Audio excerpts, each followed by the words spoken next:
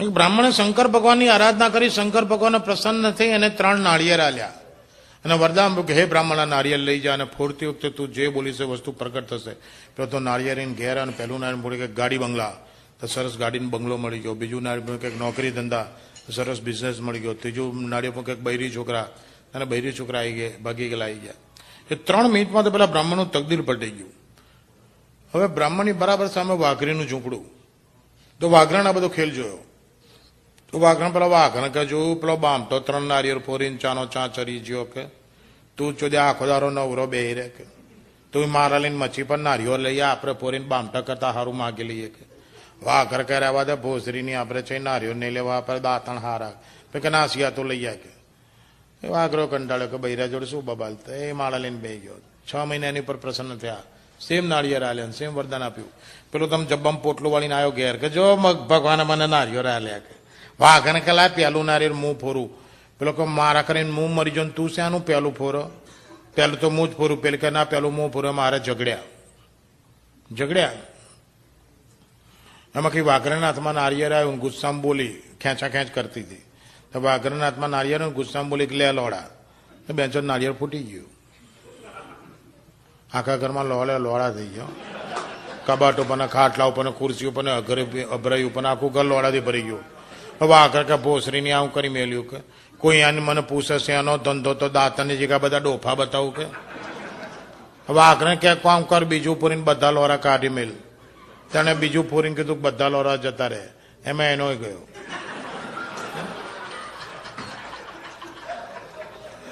બધા લોરા જતા રહે એવું કીધું, એમાં એનો ગયો. વાઘર કરે ભોસરીને આમાં તો મારો જતો રહ્યો. વાઘરે કે ત્રીજું પૂરીને તારો પાસો લઈ લે.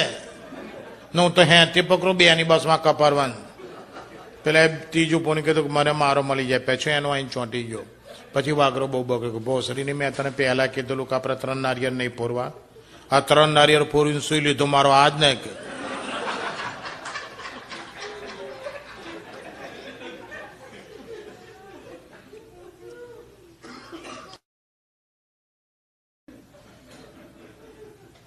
ગાંજાની દુકાન હતી નીચે હતી ગ્રાઉન્ડ ફ્લોર ઉપર. પછી રિનોવેશન ચાલતું હશે.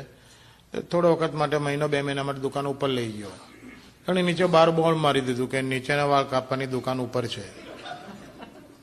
एक सरदार जी बोर्ड जो कि बेंचो थे तो बहुत अच्छा, नीचे का बाल काटने की दुकान है तो मैं कटवा के आता हूँ. तो गया जैन के नीचे का बाल काटो. कि क्या नीचे ना बाल काटो?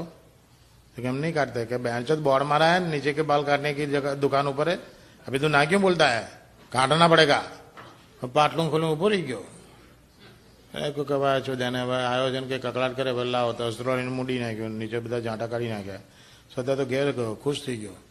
बहरी जी के बहन छो वो गांव में एक दुकान है वो नीचे का बाल काट देते हैं कि देख मैं कटवा के आया के कितना रुपया देते कि 25 रुपया दिया. तो पहले कि मैं कल जाऊंगी. तो कहा जाना सब साफ करवा के आना.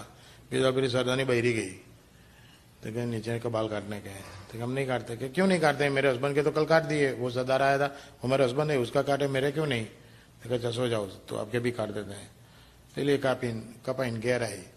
सरदार जी जो कहा बढ़िया काटा है कि कितना पैसा दिया. तो क्या 75 रुपया दिया. क्यों बैंड 75 मेरा 25 लिया तेरा 75 क्यों लिया.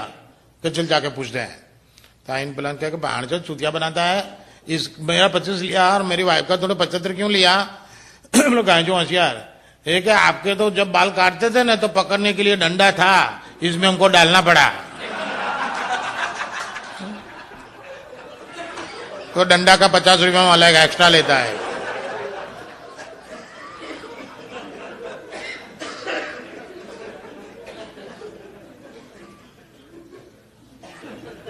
ગવર્મેન્ટમાં એક મોટી પોસ્ટ માટેનો ઇન્ટરવ્યુ હતા. લાઈન બંધ બધા બહાર ઉભા હતા. પેલો સાહેબ નેક્સ્ટ નેક્સ્ટ નેક્સ્ટ કરે. એમ એક વાર કીધું નેક્સ્ટ. તો એક સરદારનો નંબર લાગ્યો. સાહેબ કે બેન છો આને ના લેવાય, આ તો આતંકવાદ ફેલાઈ દે આપણી કંપનીમાં. એકવાર નાપાસ કઈ રીતે કરવો.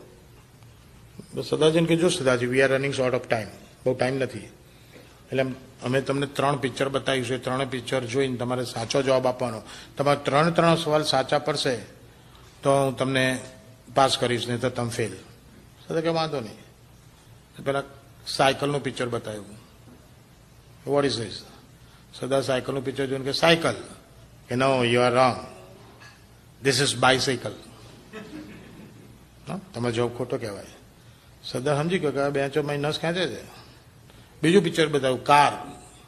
Vote is this? કે કાર, મોટર કાર. તમારો જવાબ પરફેક્ટ ના કહેવાય, તમે ખાલી કાર બોલ્યા છે, મોટર કાર. સદા કે ઓકે. ત્રીજું પિક્ચર બતાવ્યું પ્લેન. Vote is this? કે પ્લેન, એરોપ્લેન.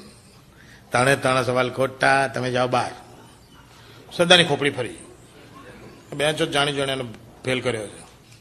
તો સદા કહો કે હું ફેલ જાઉં છું બહાર, પણ સાહેબ હું તમને એક સવાલ પૂછું, તમે સાચો અને પરફેક્ટ જવાબ આપશો? સાહેબ કે આપીશ. કે તો સદારે કાગળ લીધો ને ભોસડો ચિતર્યો કાગળ ઉપર. કાગળ ઉપર ભોસડો ચિતર્યો. સાહેબને પૂછ્યું કે આ સાહેબ આ શું છે? સાહેબ કે ભોસડો. સદા કે ખોટું, તારી માનો ભોસડો.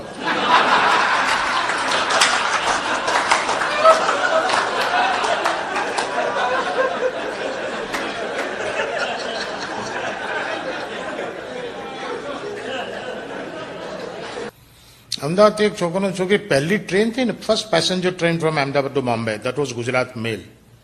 રાત્રે 10 વાગે ઉપડે ને સવારે 7 વાગે બોમ્બે પહોંચાડે. પહેલી જ ટ્રેનો, પાટા નવા, ટ્રેન નવી, બધું અપ ટુ ડેટ, પેટી પેક.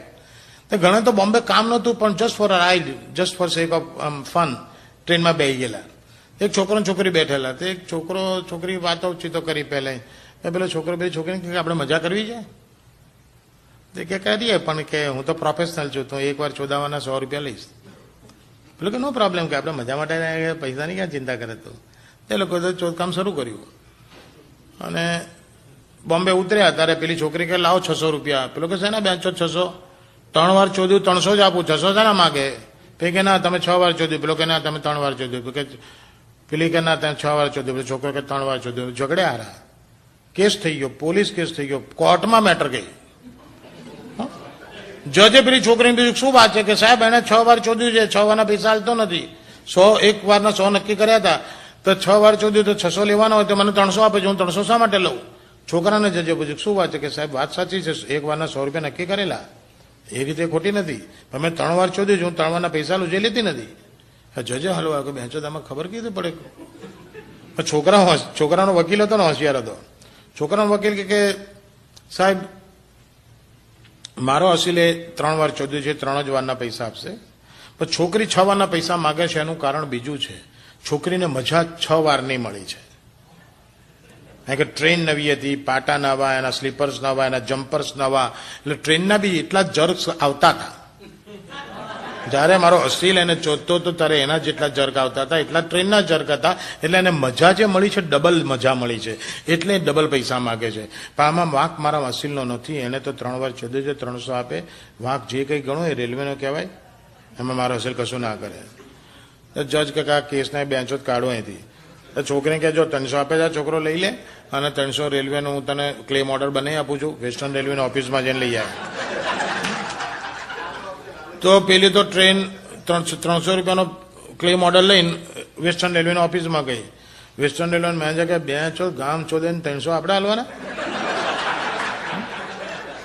કે આ જજનો હુકમ છે એટલે આને આપી દો બેન્ચો, પણ રાતોરાત બધી ટ્રેનમાં બોર્ડ મારી દો કે ચાલુ ગાડીએ ચડવું નહીં.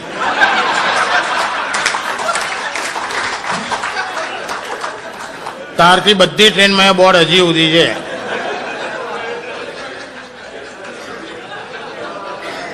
બાકી નાના છોકરાને ખબર પડે કે ચાલુ ટ્રેનમાં ના ચડે, પડી જવાય, વાગી જાય. બોલો, આ પાટિયા જૂના છે. 2 બહેનો હતી, બંને રાંડ, બંને પ્રોસ્ટિટ્યુટ, ટ્વિન સિસ્ટર હતી, જોડકા બહેનો. અહીંથી અહીં સુધી બધું સરખું. એકનો ફિક્સ ભાવ 25 રૂપિયા, બીજી કોઈ 50 ઠોક્યા, 75 લેવાનું હોય લઈ આવે. તો એક બેન બીજીને કે સાલા આપણે બંને બધું સરખું છે, તારા મને બધા 25 ચાલે છે, તું કે વધારે પૈસા ઠોક્યા આવે છે. પેલી કે આમાં છે ને એક ડર્ટી ટ્રીક છે. તો કે શું? એ ઘરાક આપણી ઉપર ચડે ને પેલા ભોસમાં લવિંગીઓ ટેટો ભરાઈ દેવાનો. આવડો નાનો લાલ ટેટો આવે છે ને એ ભરાઈ દેવાનો. ઘરાક ચડે ને એની ગરમીથી ફૂટે એટલે પટાક અવાજ આવે.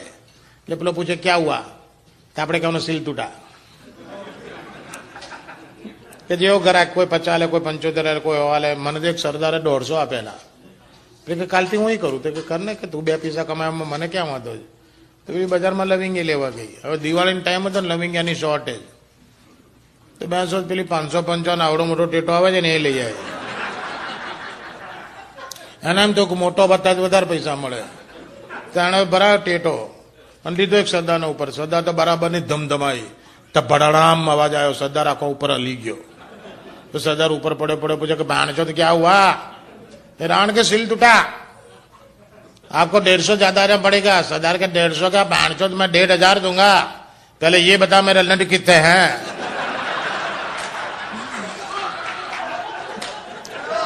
तो